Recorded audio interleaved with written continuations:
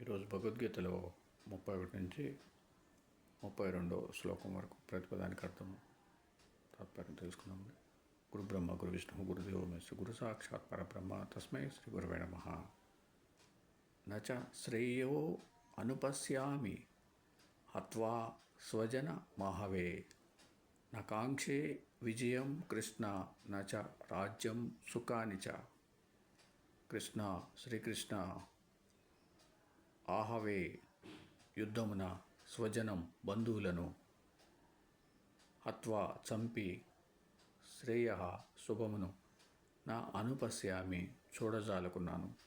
విజయం యుద్ధ జయమును రాజ్యం చ రాజ్యలాభమును సుఖాని చ సుఖములను నకాంక్షే కోరను.